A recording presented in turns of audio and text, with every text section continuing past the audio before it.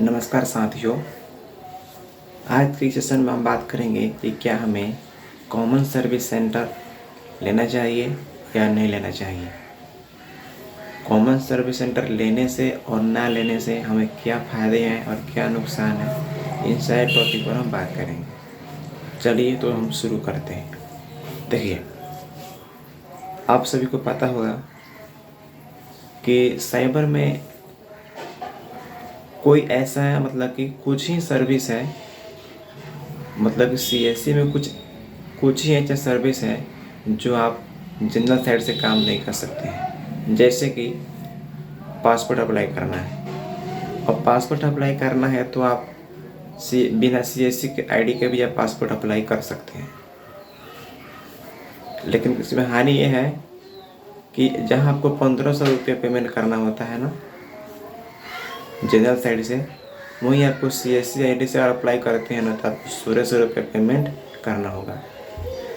100 रुपये आपका लगता है रजिस्ट्रेशन फीस और 1500 रुपया पासपोर्ट अप्लाई का चार्ज कटता है। तो बताइए, हम जनरल साइड से पासपोर्ट बनाना सही है या कि सीएससी आईडी से पासपोर्ट बनाना सही है। तो इसे आप अंदाज़ा लगा सकते हैं। मतलब कि जो काम हम साइबर कैफ़े के माध्यम से यानी जनरल साइड से फ्री ऑफ कॉस्ट में करते हैं, वहीं सीएससी के थ्रू हमें हर सर्विस के लिए कुछ न कुछ उसमें चार्ज पे करना पड़ता है।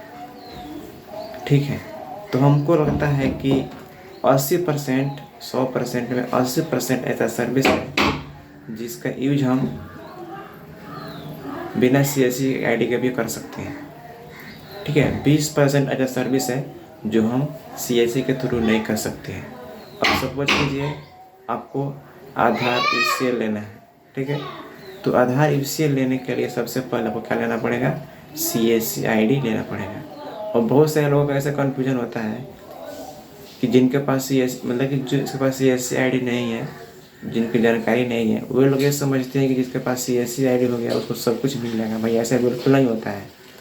आप ये समझ लेते हैं कि अगर हम सीएससी आईडी ले लेते हैं तो हमें आधार ईसीएल भी मिल जाएगा, बैंक सीएसपी भी मिल जाएगा किसी भी बैंक का। तो ऐसे बिल्कुल नहीं है। हम जो भी बात बताएंगे वो क्लियर बताएंगे।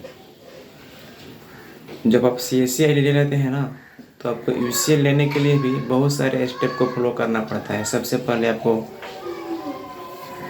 NSCIT का एग्ज़ाम देना होता है, आधार ऑपरेटर सुपरवाइजर का एग्ज़ाम देना होता है। उस एग्ज़ाम को क्वालिफाई जब कर लेंगे ना, उसके बाद ही आप यूसीएल के लिए अप्लाई करते हैं, और वो उसके लिए भी आपको कुछ पेमेंट करना पड़ता है।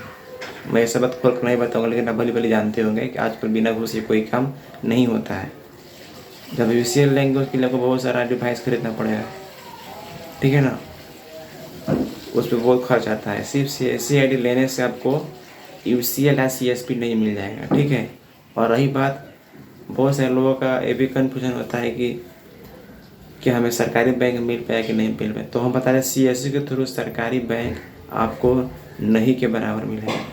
मतलब समझे मिलेगा ही नहीं। जो भी मिलेगा आपको सिर्फ private bank, axis bank, ICI, HDFC वगैरह बैंक आपको मिल सकता है। लेकिन सरकारी बैंक नामुमकिन है, आपको मिल ही नहीं पाएगा। मैं भी 5 साल से एक सीएससी रियल हूँ। मैं सरकारी बैंक के लिए परेशान हूँ, लेकिन नहीं मिल पा रहा है। यूसीएल के लिए भी इतना लोग पैसा डिमांड कर रहा है साइड से, सीएससी DM लोग कुछ नहीं कर पा रहा है। ठीक है, तो ये सब मिलना बहुत मुश्किल है। मिलेगा, पैसा खर्च कीजिएगा तो मिल जाएगा।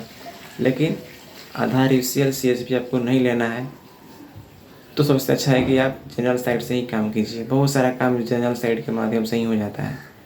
ठीक है, और मैंने आपको पहले ही बताया है कि अगर आप सीएससी आईडी से कोई भी सर्विस काम करते हैं तो उसके लिए आपको कुछ ना कुछ चार्ज आपको देना ही पड़ता है, और थोड़ा बहुत उसका कमीशन आपको मिल जाता है। ठीक है, तो इससे आप अंदाज़ा लगा पाएंगे कि क्या हमें सीएससी आईडी लेना सही है या नहीं है। लेकिन हाँ, 20% ऐसा सर्विस है जो आप बिना सीएससी आईडी नहीं कर सकते हैं। जैसे कि अभी बिहार में ही पेंशन का EKYC हो रहा है पेंशनरों का, तो आप बिना सीएससी आईडी के KYC नहीं कर पाएंगे। आयुष्मान कार्ड है, आप खुद से तो बना सकते हैं, लेकिन उसमें कुछ भी करेक्शन करना हो, कोई भी सुधार कराना हो, तो बिना आप सीएससी आईडी के सुधार नहीं कर पाएंगे। ठीक है, इसके अलावा और भी सारे सर्विस है जिनको बताऊंगा तो बहुत लंबा वीडियो हो जाएगा, ठीक है। तो आप अंदाज़ा लगा सकते हैं, अगर CSC ID आप नहीं भी लेते हैं ना तो आपका काम चल जाएगा।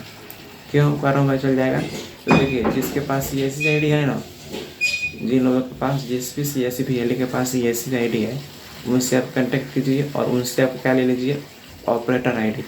अगर आप ऑपरेटर ID ले लेंगे ना तो उस ऑपरेटर ID के माध्यम से ही आप सारा काम कर लेंगे। ऑपरेटर ID ले लेंगे तो आपको UCL नहीं मिलेगा, लेकिन जो कुछ सर्विस है ना, जनरल सर्विस, वो आपको मिल जाएगा, ठीक है। तो नहीं बात करने वाले थे इस वीडियो में। अब वो कंफर्म हो गया होगा कि क्या CSC ID लेना उचित है या नहीं है। उचित भी है, नहीं भी है।